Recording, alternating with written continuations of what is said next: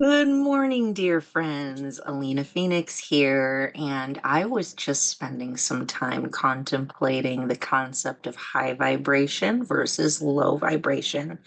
Because if you are part of these spiritual communities, consider yourself an active participant in awakening, been paying attention to the law of attraction all of these years, you may have come across this concept of being high vibration, that we need to be high vibration all of the time. But what does that really mean?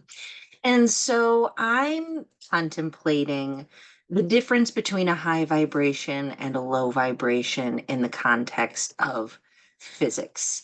And contrasting that with the concept of high vibration versus low vibration via the Hawkins scale, and as it's being taught through, the emotional standpoint and misunderstood very much in the world of people that are trying to be, high vibration all the time. And so in physics, vibration refers to an oscillation of energy. All energy moves in a wave. A wave has a high point, it has a neutral point, a low point, another neutral point. So a wave has three neutral points, a peak and a valley. That is the definition of a wave. All energy moves in a wave. And so in physics, vibration refers to the oscillation of that energy. A higher vibration means that the waves cycle faster with a shorter wavelength and higher and lower peaks and valleys. It doesn't necessarily mean better or more spiritual. It's simply a descriptor of speed and intensity. Likewise, a lower vibration means a longer wavelength, shorter peaks and valleys. It still carries a lot of meaning and purpose. Think about the low notes in music. They're very powerful and grounding and rich. There is no moral or ethical difference between a high, faster vibration and a low, slower vibration. All of these vibrations create the symphony of life. And so, because all energy moves in waves, there is no wave without a crest and a valley. Um, in fact, waves require both to exist. And if we translate this into emotional energy, emotions are simply forms of vibrational data, with each emotion having a frequency, yes, but also a rhythm and a purpose. There is no wave that is just up. And so if we look at that Hawkins scale of the emotional context, where, love and joy and enlightenment are all the way up in like the 700s to a thousands, and shame is all the way down at 20. While that's a helpful thing to look at to maybe put some of these emotions in context in terms of the intensity and peak and valley and how long those waves are, I don't think that that necessarily means that we're supposed to interpret this in a literal way, as in try to create a flatline state where we're at joy and enlightenment all the time and never allow that to dip. Because this scale, people keep putting it out there as if we're supposed to stay in love and joy, as a path to enlightenment, or as part of the law of attraction. But I don't think that that's what it really means. It simply shows how the dominant state of your consciousness can influence your perception, behavior, and your resonance. Even being calibrated up at 500 and being in a state of love, I mean, we can still feel things like anger and grief and frustration. Like, we're not meant to just feel one thing all the time. And so I think that authenticity is the highest vibration because it allows for truth. It allows for movement. It allows for presence. not just performance, not trying to, sit there and slap a positive expression on top of a negative experience, which is simply, that's emotional bypassing. And that's not very high vibration at all. And so, the goal is not constant joy, but how quickly do we return to that neutral, balanced state is what I think. It's about emotional agility. It's the healthiest waveform is not necessarily the biggest, but it's the waveform that is the most coherent and stable, the most harmonic and resilient, the one that's able to return to center with ease. So, attempting to sustain only the peak is to attempt to flatten the waveform. And in physics, the flat line is equivalent of death. And that's not what we're going for. Life is in the oscillation, life is in the rhythm, life is in the flow, life is in the authenticity, the true experiencing of the ups and downs of life. It's the yin and the yang. You know, I mean, the metaphor that I'm sitting in front of is a beautiful metaphor with the two different sides of that beautiful flower of life, with the one side representing the light and the other side representing the dark as a metaphor. And so I really think that coherence is the hidden key that we really have been reaching for when we're attempting to describe being high vibration, activating our law of attraction, all of those things. It's not about the specific emotion that you're feeling or the specific frequency that you're in. It's about how stable and organized your energetic field is, even when your field is moving through sadness or anger, grief or delight, happiness or pain. A coherent emotional state is authentic. It doesn't attempt to be anything other than what it really is. It's self-aware. It is being able to look inward and actually identify, this is how I'm feeling, really and truly. It resists neither the peak nor the valley of the wave, um, but attempts to ride those waves a bit like a surfer instead of floundering around like someone drowning, which is a metaphor that I've used regularly. And it returns to the center without judging the peak or the valley of the wave or how fast we're moving through it. But that's the essence of being coherent. Um, you can be coherent when you're sad. You can be coherent when you're happy. You can be coherent when you're grateful. You can be coherent when you're depressed. It's about being present and connected with your own inner experience instead of being fragmented by trying to say, oh, I can't experience anger or fear or any of those bad things. I better go ahead and slap some gratitude on top of that and reach for the next more positive feeling because I'm going to ruin my law of attraction if I feel those bad things. That is a profoundly misunderstood teaching. It is a profound distortion of the reality of life.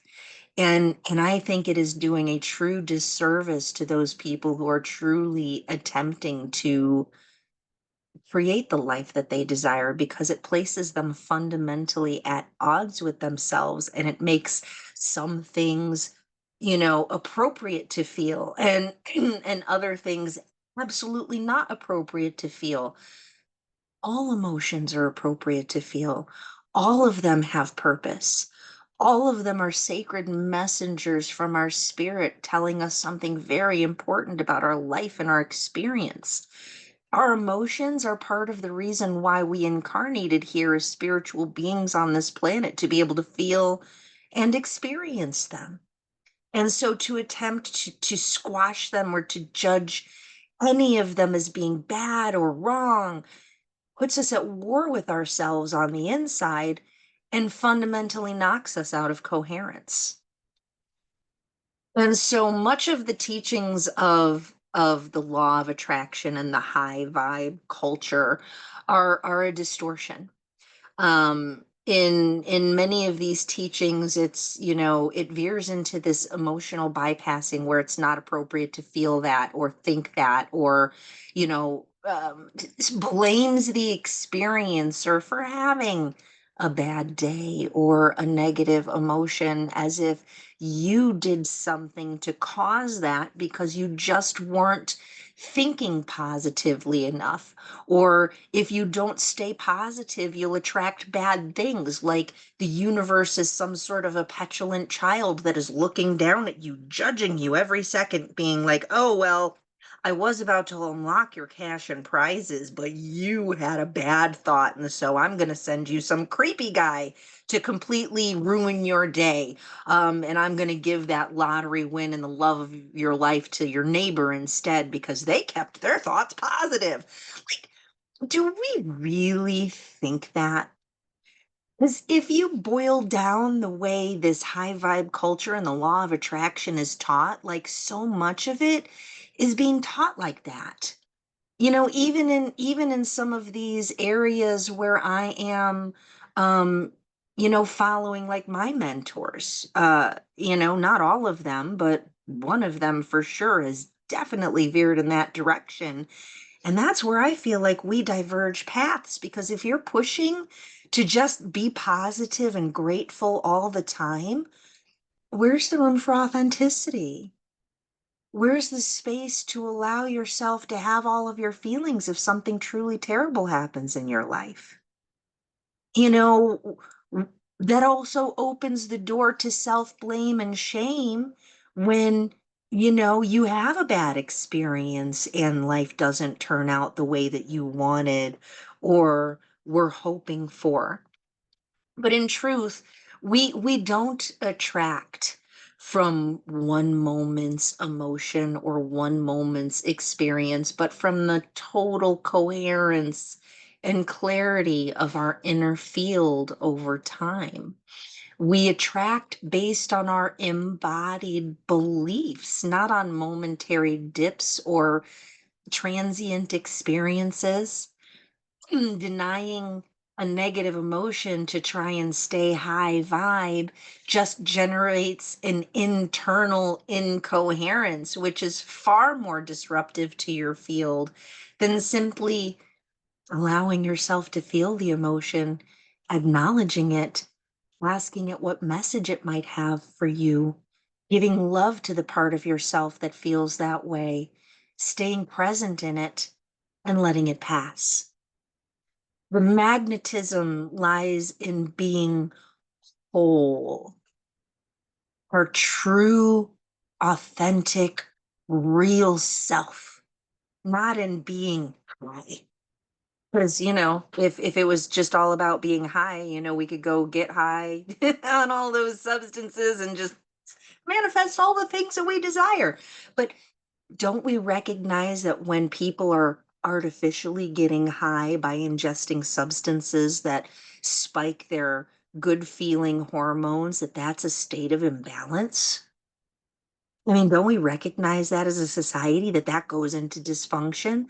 Like, so if we can recognize that using drugs to get high is an infunction, an imbalance and a dysfunction in our society, why can't we also recognize that attempting to stay high all the time by being only happy, joy, enlightened, in every moment is another state of imbalance?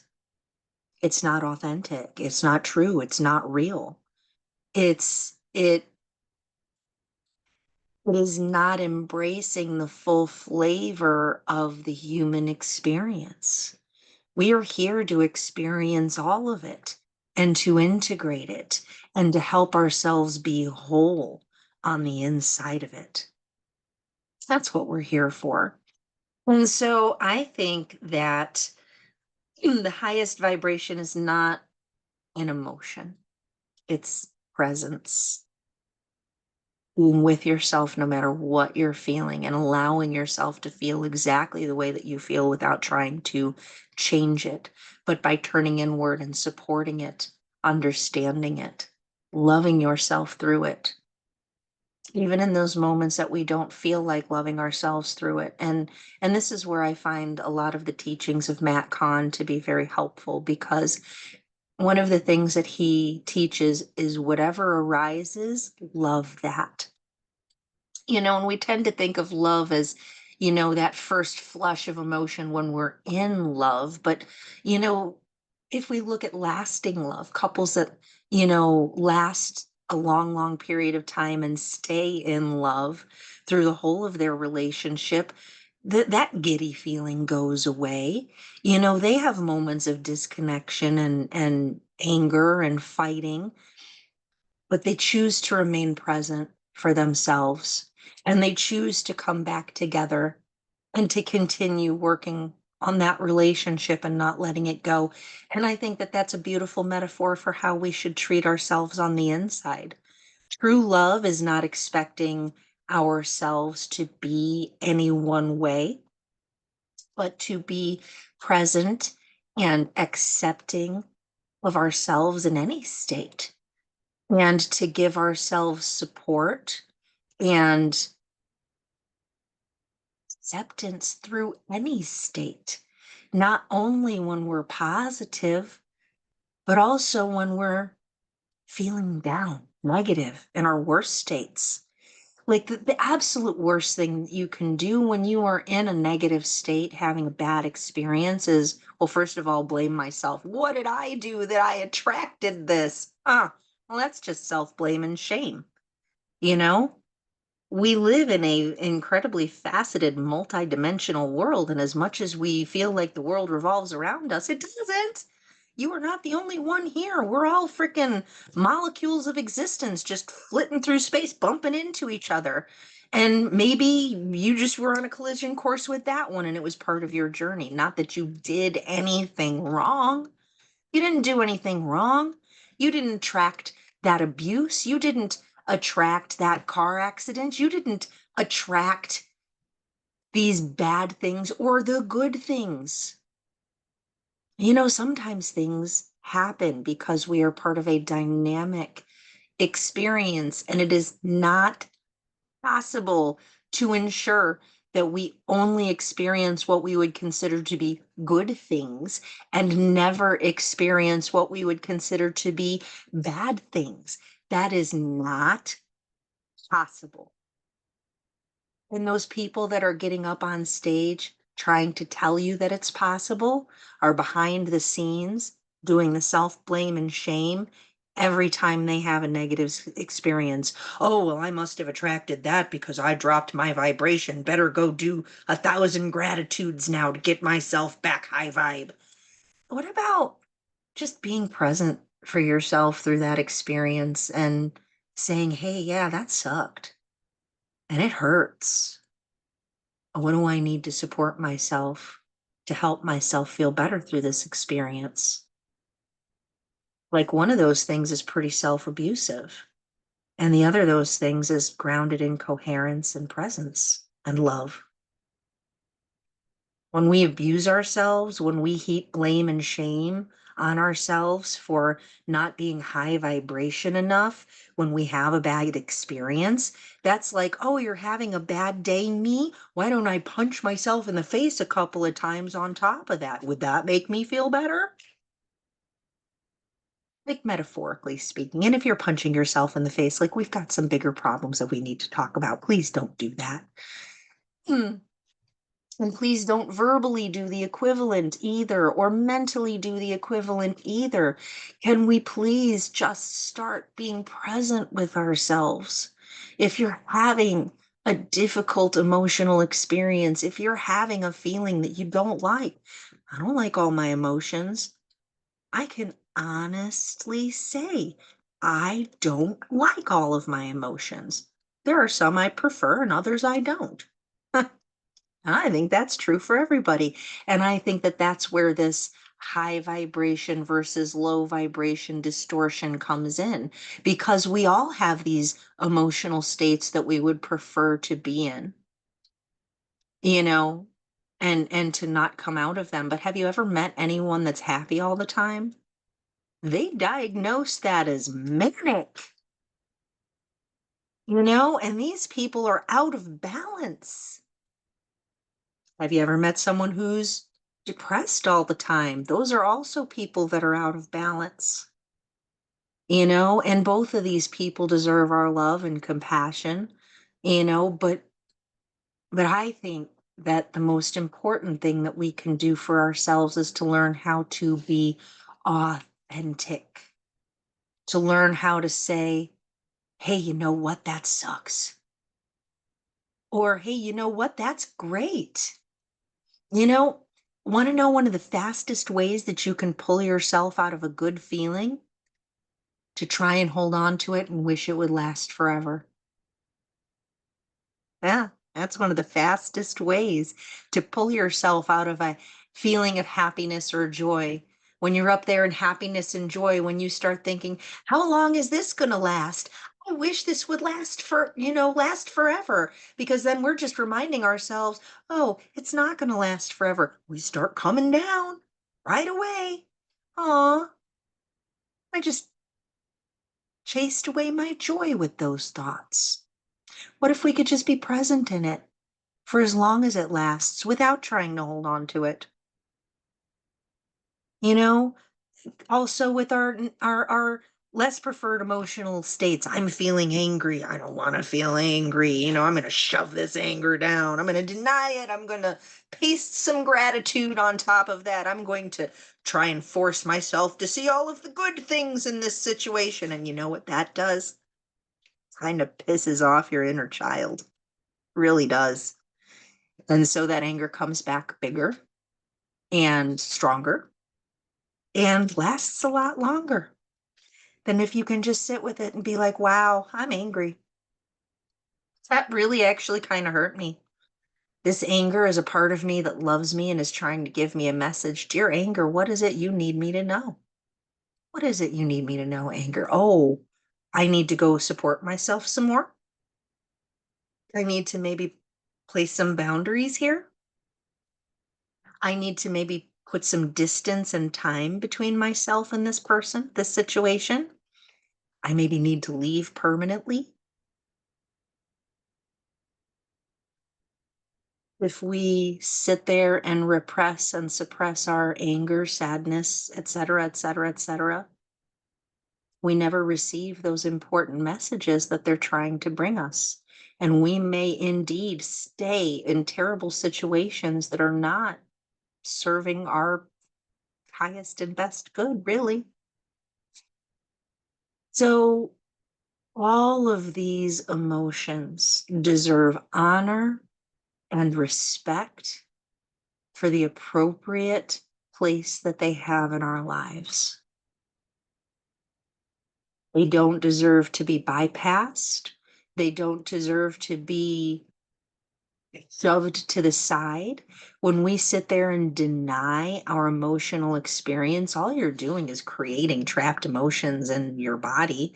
There's whole books about that. Emotions buried alive never die. As an emotion code, body code, belief code practitioner, I have experienced it in my own life and seen in the lives of all of my clients firsthand how these emotions that we refuse to feel get trapped in the body and cause pain and dysfunction and cycles of repetitive emotions and negative thoughts that we can't break because we never allowed ourselves to feel those things in the first place. So they just stay stuck in our body until such a time as we acknowledge, allow them to flow through and release. And some people never do. Some people never do. And so I really wanted to talk about that law of attraction stuff, that high vibration stuff, and bring some needed authenticity to this conversation because Authenticity is the highest vibration. Coherence and presence is the true attracting point. And when we learn how to be authentic and coherent and present in our lives, flowing through our experiences, we experience much more ease and grace. And it's easier to more naturally experience more of our more preferred emotional states because we're not attempting to deny or suppress our less preferred emotional states. We're flowing through them instead of in any way holding on. And it's easier to go with the ebb and the flow of the life rather than being in resistance to it. It always feels better to allow yourself to feel exactly the way you are feeling than to make up a mental story about how we shouldn't feel that way, how feeling that way is bad and wrong, how we need to do something immediately to stop feeling that way, how this feeling is going to last forever if we don't do something about it. Here's here's another amazing true fact about the human body and experience. If you allow yourself to be present and sit with any emotion, about 90 seconds is how long it lasts. That is without making up a new story about that emotion, without attempting to deny, suppress, reframe that emotion, without attempting to alter or do anything to it, but just sitting with it and allowing yourself to feel it. 90 seconds. That blew my mind because for me, I've experienced fighting my emotions through most of my life, which, God, those emotions, when I sit there and fight them and the stories that I tell myself inside of my head about them, made them last for days, months, and years. 90 seconds. And that's not to say that I'm blaming or shaming myself. This is to say I didn't know what I didn't know. And perhaps this is something that you didn't know. Perhaps this is just something that you didn't know. So there is no blame, no shame here. We cannot blame or shame ourselves for anything that we did not know at the time. We can only learn and move forward as we gain new knowledge and do our best to integrate that into our lives as best we can. So I think I'm going to climb down off of my soapbox now. But I really did feel like I wanted to share these thoughts with everyone because for me, this has become a profound aha in my life, a profound understanding that I've been living for a little while now. And it's such a relief. It's such a relief. And it's something I'm practicing. I wouldn't say that I'm fantastic at it yet, but I'm getting better.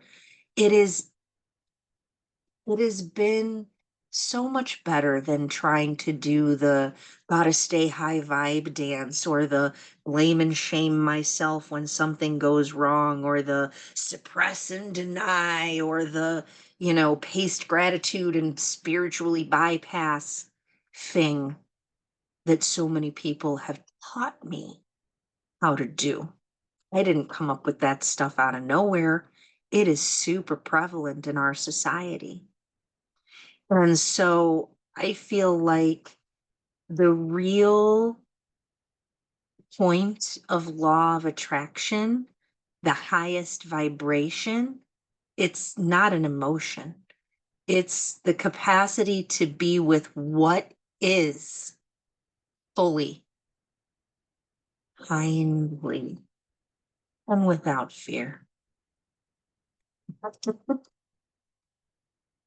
And when we do that, we become the most radiant, true, authentic version of ourselves, not because we forced ourselves into joy, but because we became whole and undivided on the inside of ourselves.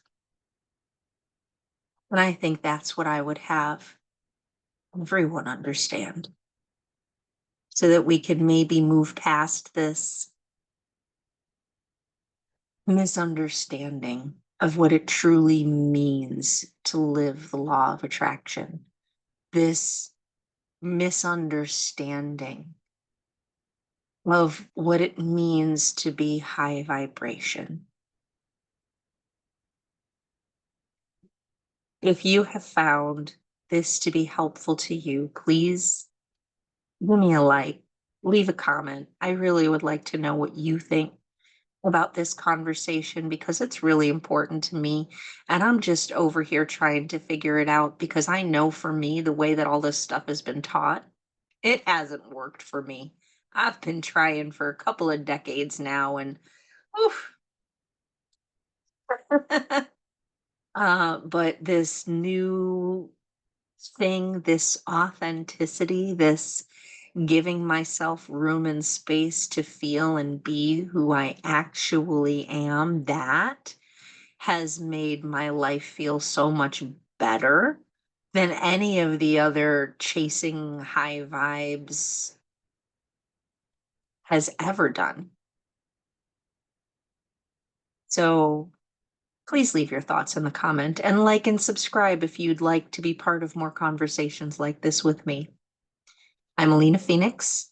You can actually find me and make an appointment with me for some energy healing work at phoenixhealingcreations.com. And I promise I will always meet you with kindness, compassion, and allow you to be the authentic person that you are without any blame or shame.